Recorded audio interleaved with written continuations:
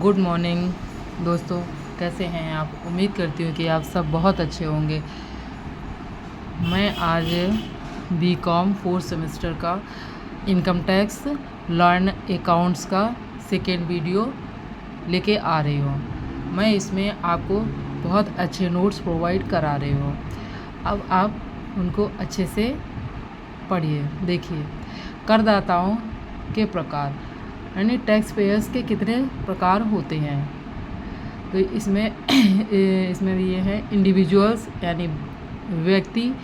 Individual मतलब single person, individuals हो गया। दूसरा हिंदू अविभाजित परिवार, एचयूएफ, कंपनी हो गई, फर्म हो गई, संस्थान यानी एसोसिएशन ऑफ पर्सन्स हो गए, सरकार और ट्रस्ट।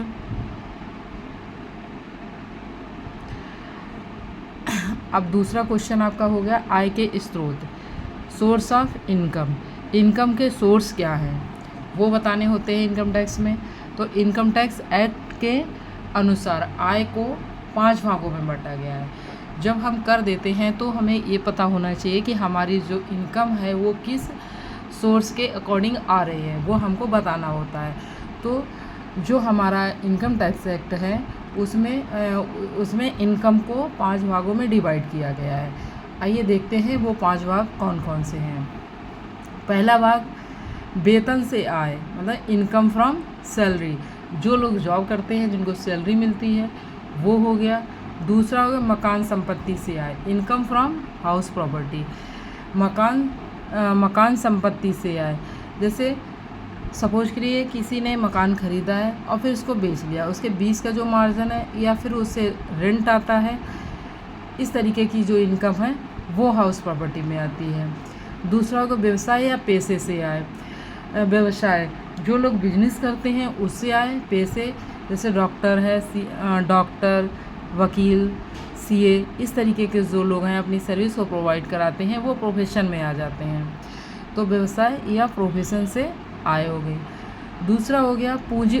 चौथा पॉइंट हो गया पूंजीगत लाभ यानी कैपिटल गेन। जो कैपिटल गेन होता है तो ये शेयरों में ज़्यादा होता है, जैसे जो म्यूचुअल फंड है, शेयर्स है, वो उसमें कैपिटल गेन के होता है तो वो इसमें दिखाया जाता है। हो गया अन्य स्रोतों से आय, इनकम फ्रॉम अदर सोर्सेज।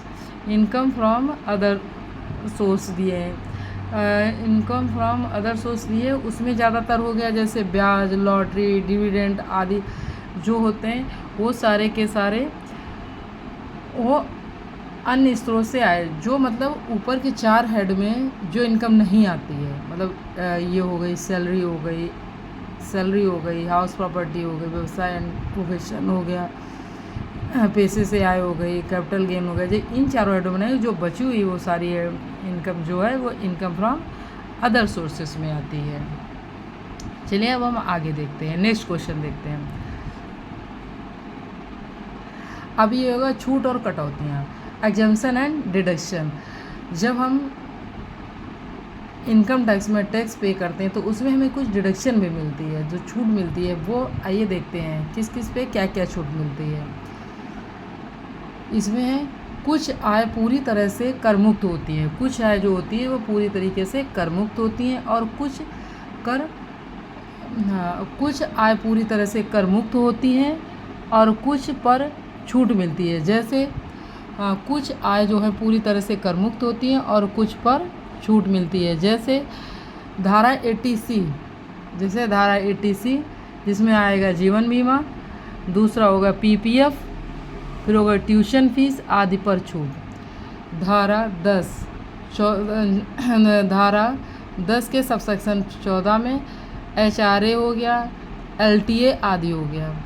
उदाहरण, अगर आपकी आय 6 लाख है और आपने 1.5 लाख, अगर आपकी आय 6 लाख है और आपने 1.5 लाख पीपीएफ में जमा किए हैं तो आप 1.5 लाख की छूट ले सकते हैं।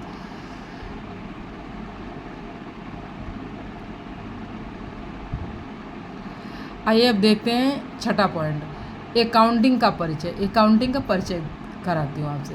लेखा का मतलब, अकाउंटिंग का मीन्स क्या होता है वो मैं बताने जा रही हूँ आपको। लेखा का मतलब है आय और व्यय, परिसंपत्तियों और देनदारियों का सही सही रिकॉर्ड रखना। मतलब कितना जब आप कोई व्यापार करते हैं या कोई अपनी सर्विस प्रोवाइड करते हैं तो उसमें जब इनकम होती है तो उसमें आपके एक्सपेंसेस भी होते हैं। तो उसमें ये बताया गया है कि खर्चे और इनकम को सही रिकॉर्ड करना अकाउंटिंग कहलाता है। तो इसमें क्या सही रिकॉर्ड रखना यानी आयकर के लिए लेखांकन जरूरी है, क्योंकि इससे ये पता चलता है कि किसी व्यक्ति या संस्था ने कितनी कमाई की है और उस पर कितना टैक्स देना है। मतलब आय में खर्चों को घटाने के बाद जो ग्रॉस इनकम बचती है उस पर हमें इनकम टैक्स पे करना होता है। आयकर और लेखा का संबंध। अब 7 पॉइंट देखते हैं कि आयकर और लेखा मतलब जो अकाउंटिंग करता है यानी जो व्यापारी है वो अपनी जो अकाउंटिंग रखता है, जो अपनी लेखा बुकें बना के रखता है, उनमें कितना उसने कितना ग्रॉस इनकम कमाया है और कितनी इनकम पे उसको टैक्स देना है। आयकर और लेखा का संबंध यानी कर की गणना लेखा रिकॉर्ड के आधार पर की जाती है। सही लेखा रखने से चूक और जुर्माने से बचा जा सकता है। जब पूरा रिकॉर्ड प्रॉपर होगा तो हमें सही लेखा रखने से चूक मतलब अगर हमारा सही लेखा होगा तो हमसे कोई गलती वहाँ पर नहीं होगी, तो उससे हमें सरकार मतलब आयकर विभाग के जुर्माने से भी बच सकते हैं। ऑडिट और रिटर्न फाइलिंग के लिए लेखा बहुत ज़रूरी है। जब व्यापारियों का टर्नओवर ज़्यादा होता है तो उनको ऑडिट कराना होता है, उनका ITR भी फाइल होता है, मतलब इनकम टैक्स रिटर्न फाइलिंग करना होता है, तो उसमें सारी डिटेल्स मेंशन की जाती है। आइए निष्कर्ष देखती हूँ।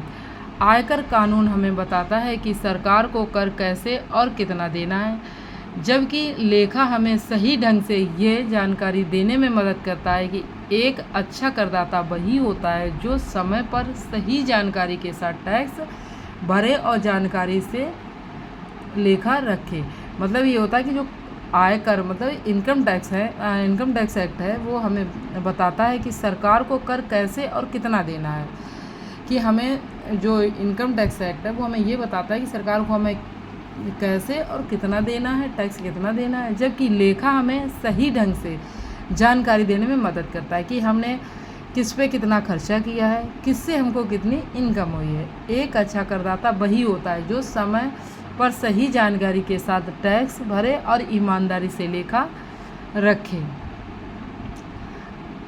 और आयकर कानून और लेखा महत्वपूर्ण मतलब आयकर कानून की और लेखा दोनों की मतलब इनकम टैक्स एंड अकाउंटिंग की डिफिनीशन क्या है, आइए वो मैं आपको बताती हूँ। इसमें है पॉइंट नंबर 1 आय मतलब इनकम। आय का अर्थ वह सभी पैसा या लाभ जो किसी व्यक्ति या संस्था को साल भर में मिलता है। मतलब एक फाइनेंशियल ईयर जो हमारा शुरू होता है 1 अप्रैल से स्टार्ट होके 1 अप्रैल जैसे सपोज करिए अभी जो हमारा फाइनेंशियल ईयर है 1 अप्रैल 2026 से लेकर 31 मार्च 2027 तक जब जाएंगे तो हमारा एक फाइनेंशियल ईयर पूरा विद कंप्लीट होता है। तो इसमें क्या दिया, आय का अर्थ है वह सभी पैसा या लाभ जो किसी व्यक्ति या संस्था को साल भर में मिलता है। उदाहरण वेतन, मकान का किराया, व्यापार का लाभ, ब्याज, लाभांश यानी डिविडेंड, लॉटरी आदि। दोस्तों आज के लिए इतना ही। 3rd वीडियो में कल लेकर आऊँगी। Thank you.